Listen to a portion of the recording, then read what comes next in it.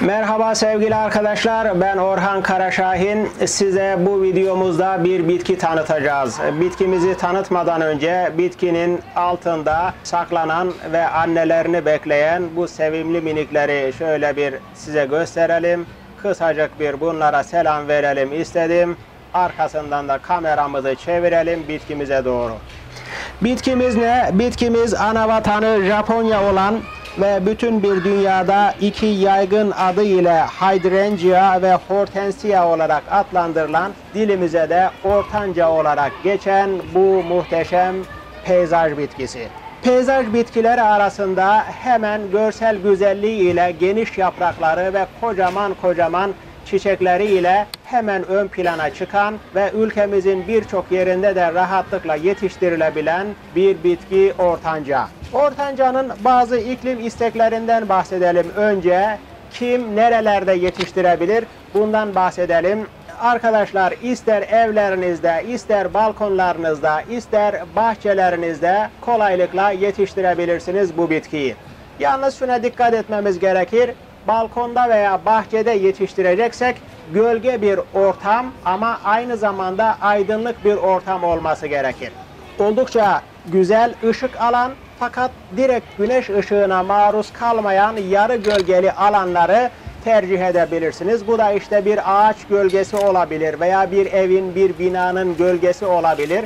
Böyle çok az, mesela sabah güneşini alabilir bir miktar ama öğlen ve öğleden sonra kesinlikle gölgede kalacak bir pozisyonda bulunması gerekir ki güneşin yakıcı etkisinden bitkiyi bu şekilde koruyabilirsiniz.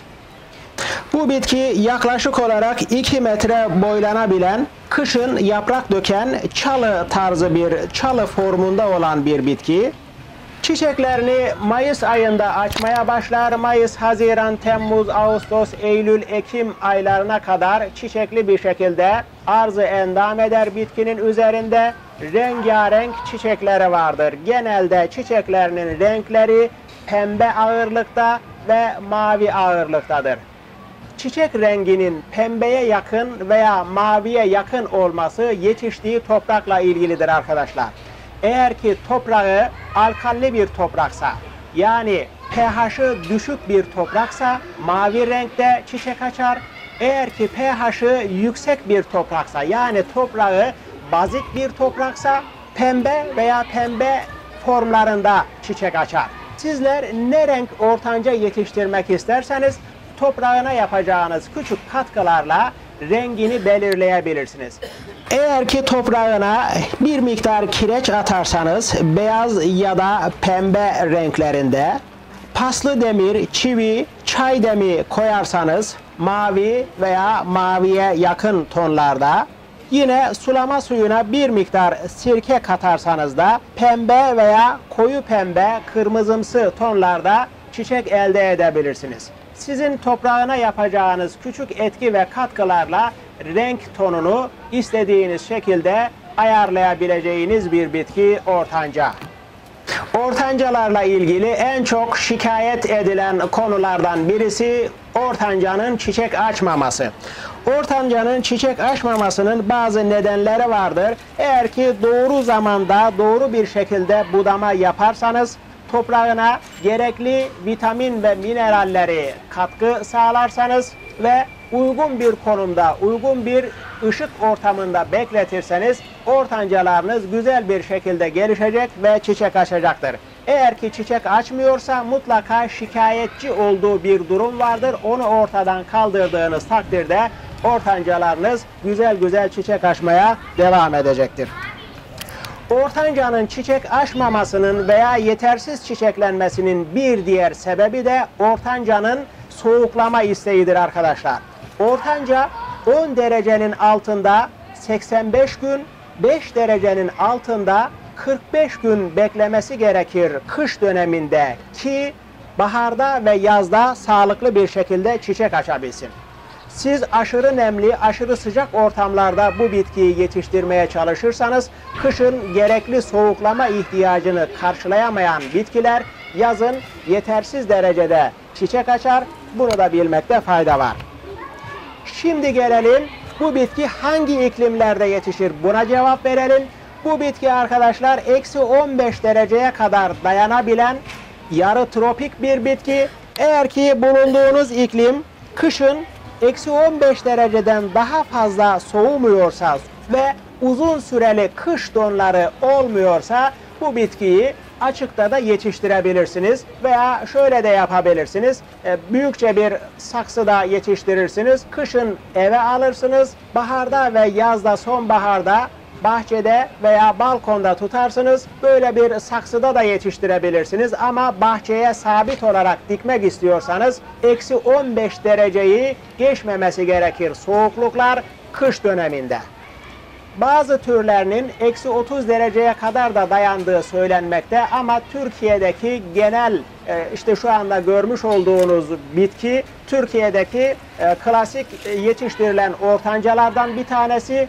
Bu bitkiler sadece eksi 15 dereceye kadar dayanabilmekte. Kış başlamadan önce güzel bir budama yapılır.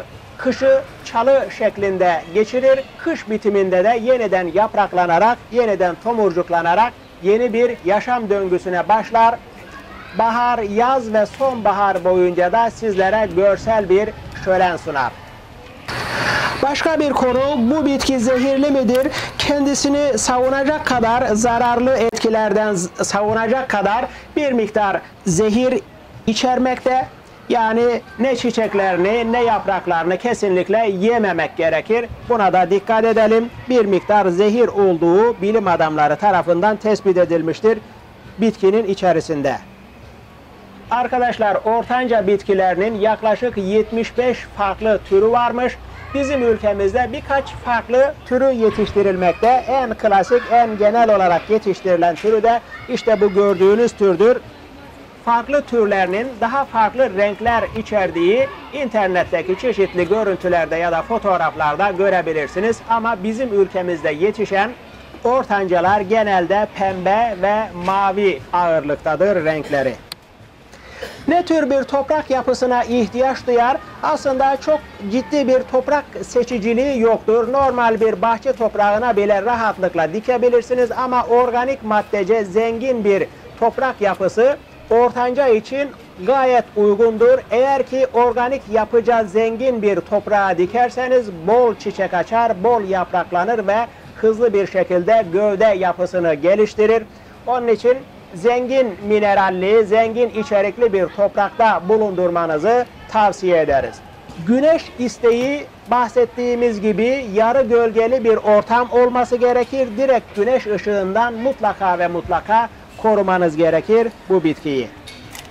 Son olarak da sulamadan bahsedelim.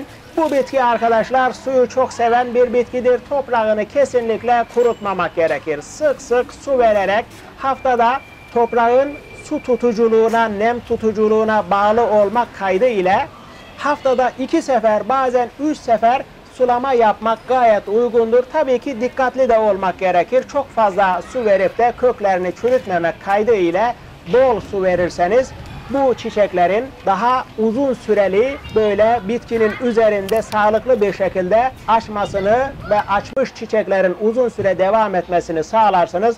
Bunu da söyleyerek artık videomuzu kapatalım. Evet, bizleri izlediğiniz için, bizleri dinlediğiniz için teşekkür ederiz. Başka bir bitki tanıtımı videosunda görüşmek üzere. Kendinize iyi bakın, hoşça kalın.